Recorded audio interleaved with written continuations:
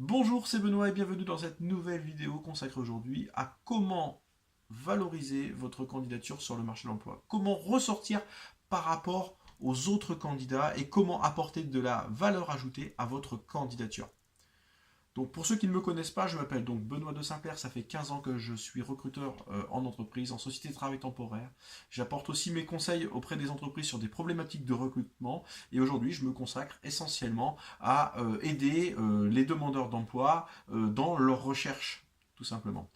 Euh, cette vidéo, alors une petite parenthèse que j'ouvre, cette vidéo, elle sera hébergée cette fois-ci non pas sur Facebook mais sur YouTube, tout simplement parce que YouTube vous permet de vous abonner, donc je vous encourage vivement à le faire et d'activer la petite cloche qui sera très utile pour les personnes qui veulent être au courant de mes dernières vidéos et qui les attendent avec impatience.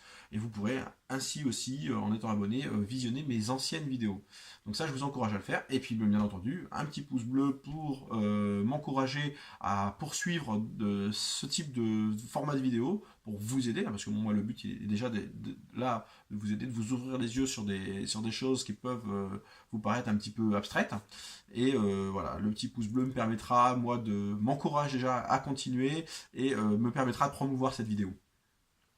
Donc on en revient un petit peu à notre sujet, comment ressortir un petit peu du lot par rapport aux autres candidats sur le marché de l'emploi. Donc finalement, moi ce que j'ai retenu de mon expérience et de ma carrière de recruteur, des candidats, j'en ai vu passer des milliers, j'ai fait passer des milliers d'entretiens d'embauche, et j'ai retenu finalement que trois types de candidats. Le premier type de candidat, c'est la personne qui ne sait pas. C'est-à-dire qui débarque un petit peu comme ça, d'improviste dans votre entreprise, là où vous n'avez pas forcément de besoin, et qui vous remet un CV où il n'y a pas de titre, où il n'y a rien du tout, et qui vous explique, pour peu qu'elle tombe sur vous, que bah voilà, elle est courageuse, qu'elle a envie de travailler. Bref, le discours qu'on entend de partout, et voilà. Moi, personnellement, je n'ai jamais rencontré de candidats qui m'ont présenté leur CV en me disant voilà, bon, si je fais ça, c'est uniquement pour le salaire. Moi, je suis pas très courageux, j'ai pas trop envie de travailler, mais bon, là maintenant, j'ai plus le choix. Donc, le discours, voilà, un discours bateau que j'ai entendu des milliers de fois et finalement qui n'apporte rien grand-chose. Généralement, ce type de candidat, il a une pile comme ça de CV sur lui, il prend sa voiture toute la journée, il démarche toutes les entreprises et il se dit que bah peut-être qu'un contrat de travail va tomber du ciel. Alors malheureusement, ça n'arrive jamais parce que bon, la vraie vie, c'est pas ça. Tout simplement, la vraie vie, c'est pas ça. Voilà, il y a en entreprise, il y a une offre et il y a une demande. Et puis si la demande ne correspond pas à l'offre ou que l'offre ne correspond pas à la demande, on ne va pas vous embaucher. C'est aussi bête que ça. Mais ça, il faut déjà en avoir conscience. Il y a des gens qui n'en ont pas conscience. J'espère que vous n'êtes pas dans cette catégorie de personnes, parce que là, ça va être un petit peu compliqué pour vous. Mais a priori, si vous regardez ce type de vidéo, c'est que vous avez déjà une prise de conscience.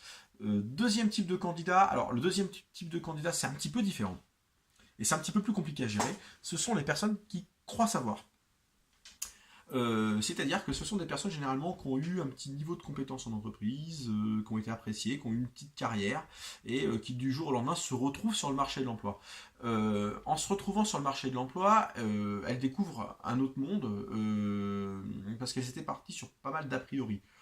Lorsqu'on est en entreprise, on entend, moi-même, hein, je l'ai entendu des centaines de fois, des collègues qui disent bah voilà, je comprends pas les demandeurs d'emploi, du travail il y en a, il suffit de se retrousser un petit peu les manches, la personne qui veut vraiment, elle va y arriver. Ça, c'est un discours qu'on entend très régulièrement. Et pour étayer un petit peu leur argumentaire, elles vous disent bah voilà, regarde, tiens, l'autre il embauche, un tel il embauche, un tel il embauche sans vous donner plus de précision par rapport à ça. Généralement, c'est ces personnes-là, lorsqu'elles se retrouvent sur le marché de l'emploi, elles tombent un petit peu de haut. Parce que finalement, le statut qu'elles avaient de salarié en entreprise, qui était assez attractif, on va dire, pour la concurrence et les autres entreprises, elles ont même eu, pour certaines, des propositions d'emploi alors qu'elles étaient même en poste, se retrouvent maintenant sur le marché de l'emploi, confrontées donc à une concurrence qui est féroce, et qui finalement ne correspond pas aux attentes, enfin à l'idée qui se faisait du marché de l'emploi lorsqu'ils étaient en entreprise. Euh, Il faut savoir, il y a une vérité, c'est que vous n'êtes jamais plus attractif que lorsque vous êtes en poste.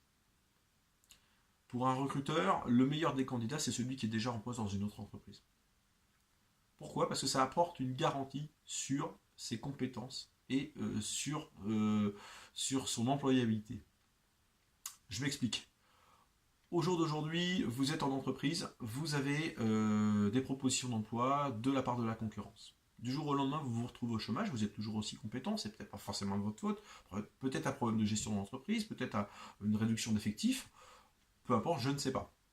Et c'est le fait d'être vous-même sur le marché de l'emploi fait que votre candidature perd de sa valeur. Voilà, tout simplement. Le simple fait d'être sur le marché de l'emploi, vous perdez de la valeur, à compétence égale. Pourquoi? Parce que tout simplement, vous allez créer un doute dans le cerveau du recruteur. Le cerveau du recruteur, vous voyez, c'est un cerveau qui est plutôt simple. C'est blanc ou c'est noir. Je m'explique. Le recruteur, à partir du moment où il tombe sur un candidat qui est déjà en poste, pour lui, il n'y a pas de problème. C'est-à-dire que la personne est déjà compétente pour occuper ce type de poste. Ça, c'est quelque chose qui est facilement vérifiable. Si elle est sur le marché de l'emploi, on va se poser la question. Malgré ce que nous raconte le candidat, bon, peut-être qu'il a été licencié suite à une injustice, peut-être que c'est un problème uniquement financier.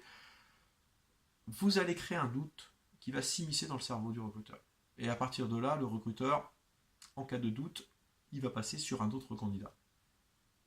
Après, il y a une manière de pouvoir l'exprimer, ça. Il faut que vous ayez un discours qui soit clair, ça, tout peut se rattraper, finalement, sur le marché de l'emploi. Mais il faut savoir pouvoir se débrouiller. Le candidat qui croit savoir, c'est un candidat qui va appliquer une méthode de recherche d'emploi, finalement, que lui-même aura concoctée. Alors je précise que ce candidat-là, il n'est pas du tout issu du milieu des ressources humaines, peut-être en tant que manager ou avec un petit peu de... Voilà, il a fait peut-être un petit recrutement d'une personne dans l'entreprise dans sa vie. Mais finalement, le marché de l'emploi, il ne connaît pas grand-chose. Pour lui, il suffit de rédiger un CV, de se faire relire son CV parce qu'il a conscience de ça, de se préparer un petit peu pour l'entretien d'embauche, et ça va rouler, parce que forcément, il est compétent. C'est pas tout à fait vrai. Il y a un certain nombre de grosses erreurs à ne pas commettre dans ce cas de figure-là. Et ça, le troisième type de candidat, il s'en est rendu compte. C'est-à-dire qu'il a conscience de ne pas savoir. Il a conscience que ce n'est pas un professionnel des ressources humaines, et que seul, il y arrivera moins bien qu'en étant accompagné. Donc, déjà, il a conscience que il peut s'améliorer. Et pour pouvoir s'améliorer, il n'y a pas 50 000 méthodes. Il faut se rapprocher d'un professionnel. Je m'explique. Lorsque vous voulez, vous, à titre personnel, vous améliorer sportivement, je ne sais pas, vous voulez perdre du ventre et avoir des abdominaux en béton. Comment vous allez faire? Vous allez peut-être vous inscrire à une salle de sport et prendre un coach pour qu'il vous explique comment fonctionnent les différents muscles et comment appliquer une méthode pour ne pas vous blesser et au final avoir un résultat qui correspond à vos attentes. Et bien c'est exactement la même chose dans le mode de la recherche d'emploi. Si vous le faites, si vous entreprenez par vous-même, finalement vous allez peut-être y arriver, vous allez vous planter, vous allez perdre du temps, parce que toute la notion, elle est là, toute l'importance, elle est là. C'est la notion de gagner du temps. Pourquoi on fait appel à quelqu'un d'extérieur? C'est pour pouvoir gagner du temps. Votre temps, il est compté en tant que demandeur d'emploi. Vous êtes limité déjà par plusieurs choses. Première chose, vous êtes limité par Pôle emploi. Parce que votre indemnité Pôle emploi, elle ne va pas durer ad vitam aeternam. Il y a une date limite. Et cette date limite-là, quand elle sera passée, parce que c'est soit direction RSA, soit rien du tout pour peu que votre conjoint ait des revenus suffisamment importants. Donc, vous êtes pressé par le temps. C'est une première chose. Et deuxième chose, c'est également, lorsqu'il y a une diffusion d'offres d'emploi, il faut pouvoir y répondre rapidement. Si vous attendez un mois en vous disant, voilà, je vais me préparer, je vais regarder à droite, à gauche, je vais y arriver par moi-même. Parce qu'il est vrai que sur Internet, vous allez trouver un certain nombre de bons conseils. Mais pour un bon conseil, vous allez en trouver 3 mauvais. Tout l'intérêt, il est là. Donc, déjà dans un premier temps, pour pouvoir vous former, moi ce que je vous conseille, c'est de regarder des vidéos de professionnels. Moi j'en ai fourni un certain nombre, je vous encourage vivement à les regarder. Je propose même sur mon blog un outil qui vous permet de créer un CV. Utilisez-le, utilisez-le. Ça sera pas perdu de toute manière. La personne qui fait partie également le candidat qui fait partie de ce troisième type, il a conscience qu'il a une carence dans un domaine. Alors, parce que je vous parle de coaching, je vous parle de formation, mais voilà, ce n'est pas forcément nécessaire pour tout. Euh, il faut que vous puissiez déjà vous-même, de votre côté, pouvoir déterminer en quoi vous n'êtes pas attractif. Parce que bon, là, si vous regardez cette vidéo, c'est que vous considérez que vous ne l'êtes pas assez ou pas suffisamment. Premier cas de figure, vous envoyez plein de CV, mais vous n'avez jamais de réponse. Bah, le problème, il vient de votre CV. Peut-être même au-delà de vos compétences, votre CV, dans quelle direction vous recherchez. Voilà, on peut vous aider, que ce soit moi ou que ce soit un autre, parce qu'il y en a d'autres qui sont très compétents, qui le font très bien. On peut peut-être vous conseiller sur rédiger un CV qui soit plus attractif. Donc ça, il existe plein d'outils. Vous pourrez retrouver même ces outils directement sous la vidéo. Et là, vous pouvez un peu faire le tri. Mais moi, je vous encourage déjà dans un premier temps de visionner mes différentes vidéos pour apprendre à me connaître. Deuxième chose, vous avez envoyé des CV et vous avez régulièrement des entretiens d'embauche, mais ils n'amènent jamais nulle part. Bah là, c'est un problème de préparation de l'entretien d'embauche. Tout simplement, peut-être que vous manquez de confiance en vous, peut-être que vous ne savez pas bien vous présenter, peut-être que vous ne connaissez pas les différentes phases de l'entretien d'embauche. Et là, c'est aussi à la personne qui va vous aider de déterminer ça. Il faut également que vous puissiez, alors ça c'est plus à titre personnel, que vous puissiez vous entourer de personnes qui vous apportent quelque chose de positif. Donc le coach, formateur ou autre, ou l'auteur même, hein, parce que on peut très bien se former à travers un guide pratique. Il n'y a pas de problème par rapport à ça. Tout n'est pas à faire. Il y a des gens qui préfèrent avoir un coach. Pourquoi? Parce que ils ont besoin d'un contact humain et de conseils qui sont un peu plus personnalisés. Des personnes qui aiment bien suivre une méthodologie, donc là le guide pratique c'est vraiment quelque chose qui est fait pour eux, et des personnes qui ont besoin simplement d'une analyse ou d'un bilan par rapport à leurs compétences ou à leur CV. Donc ça, c'est trois types de choses qui sont totalement différentes, mais ça, c'est à vous de le déterminer. Éventuellement, vous pouvez envoyer un mail, vous pouvez par exemple m'envoyer un mail en me disant, voilà, j'ai une problématique par rapport à ça, qu'est-ce que vous me conseillez? Mon rôle, il est là aussi pour vous conseiller, c'est pas de vous dire, tiens, achète, achète, achète, et tu auras des résultats. Il faut que le produit qui vous soit proposé, il soit en relation directe avec votre besoin. Donc la méthode, le fait de pouvoir vous entourer de personnes qui sont positives, qui vous apportent quelque chose, qui vous poussent un petit peu dans votre méthode d'emploi, et c'est aussi un petit peu le rôle du coach, c'est ce qui va faire la différence par rapport aux autres candidats. Mettez-vous à la place de 2 secondes d'un recruteur. Je reçois 2 candidatures à compétences égales. Un CV qui est rédigé tout à fait correctement, qui correspond à l'annonce que j'ai pu fournir. Ce CV-là, je vais le garder. Au moins, ça me donne envie de rencontrer la personne. Et un CV qui met pas en valeur le candidat, qui m'oblige à chercher ou qui m'oblige à me triturer l'esprit pour me dire ouais, il a peut-être des compétences, je vais le convoquer. Ça n'arrive jamais. Ça, il faut vous sortir ça de l'esprit. Jamais un recruteur va recruter une personne sur laquelle il a un doute. Il ne va pas vous convoquer s'il a un doute. Ou s'il le fait, c'est pour mettre en valeur un autre candidat, le premier, en disant à son client, voilà, j'ai recruté 2 candidats, il y en a un qui me paraît vraiment mieux que l'autre. Et ça lui permettra de mieux vendre finalement le premier candidat. Il faut toujours vous mettre à la place du recruteur.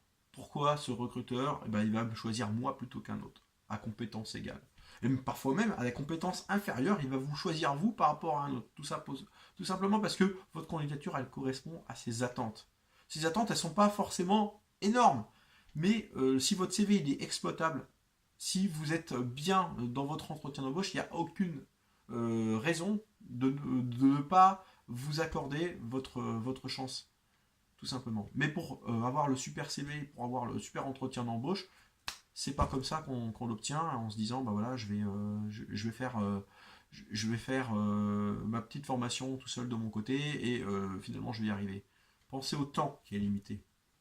Voilà, le temps c'est de l'argent. Le temps que vous allez perdre à essayer maladroitement à droite à gauche d'y arriver par vous-même, c'est du temps et c'est un salaire que vous allez perdre. Donc ne perdez pas ça d'esprit. Moi, je reste de toute manière à votre disposition. Donc vous trouverez mon mail directement en dessous la vidéo. N'hésitez pas à m'écrire. Moi, mon rôle, il est là aussi pour vous diriger. Et un bon conseiller, c'est également une personne qui peut, moi c'est ce que je faisais en entreprise, qui peut vous dire que c'est bien actuellement et qu'il faut tout simplement persévérer et que vous n'avez pas besoin d'aide. Et ça, c'est ce qui fera la différence. Choisissez bien. Donc mon conseil, c'est choisissez bien la personne qui va vous aider. C'est le plus important. Et surtout, faites-vous aider. Que ça soit un e-book, que ça soit un guide pratique, que ça soit un coaching ou quoi que ce soit, voilà. Renseignez-vous bien sur la personne qui va vous aider, accordez-lui votre confiance et vous verrez que votre attractivité sur dans le monde professionnel, elle va exploser. Voilà. C'était Benoît, je vous souhaite beaucoup de chance et beaucoup de courage dans votre recherche d'emploi. Je croise les doigts pour que vous puissiez retrouver enfin le job qui vous correspond le mieux et que vous le fassiez avec la banane, parce que la banane c'est le plus important. Voilà, je vous souhaite une excellente fin de journée et je vous dis à très bientôt sur mes vidéos. Pour peu que vous soyez abonné, vous serez au courant tout de suite. Allez, salut et bonne journée.